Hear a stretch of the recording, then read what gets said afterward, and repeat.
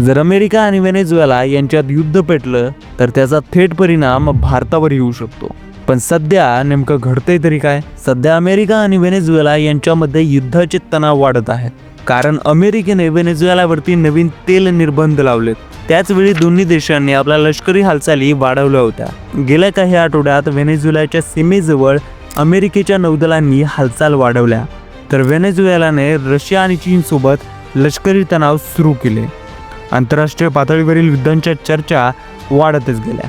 पण नेमका मुद्दा आहे तरी काय, तेच समजून घेऊया या व्हिडिओमध्ये.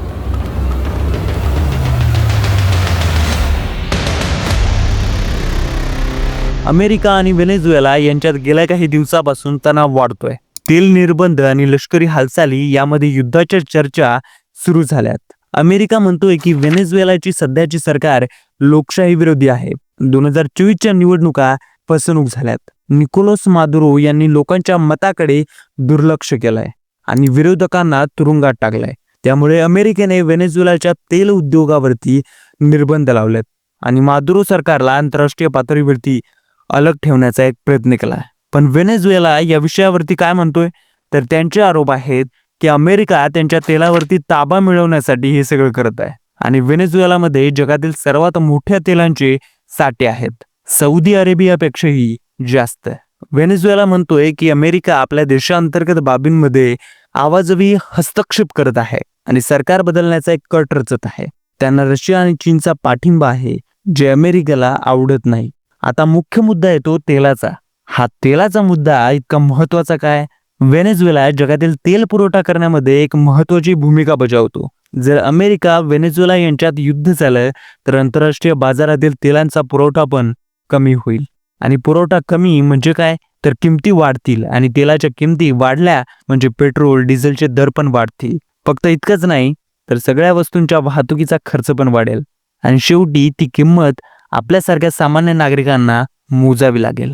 आता पाहूया भारतावरती खरंच याचा काय परिणाम होईल. पहिला परिणाम, तेलाच्या किमती.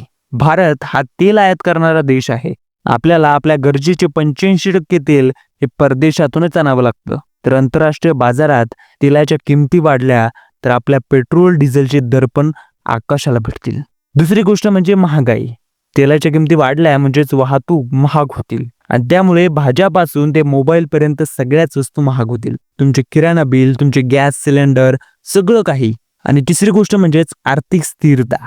जर युद्ध झालं तर जागतिक अर्थव्यवस्थेवरती पण याचा ताण येईल आणि विदेशी गुंतवणूकदार घाबरतात.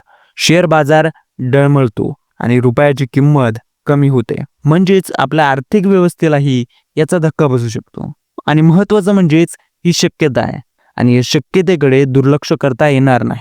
तर मित्रांनो, युद्ध होईल की नाही हा वेगळा प्रश्न आहे, पण इतकं नक्की आहे पण सध्या जगाची नजर ही व्हेनेझुएलावरती टिकून आहे. अमेरिका आणि व्हेनेझुएला यांच्यातील हा तणाव केवळ या दोन देशाचा मुद्दाच नाहीये, तर हा जागतिक महत्वाचा एक मुद्दा बनलाय आणि त्याचा परिणाम आपल्यापर्यंत पण पोहोचू शकतो.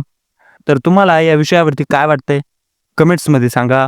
आणि हो, जर तुम्हाला असे महत्त्वाचे आंतरराष्ट्रीय घडामोडी समजून घ्यायच्या असतील तर आपल्या TDS मराठी या यूट्यूब चॅनलला सबस्क्राईब करा. भेटूया लवकरच. धन्यवाद.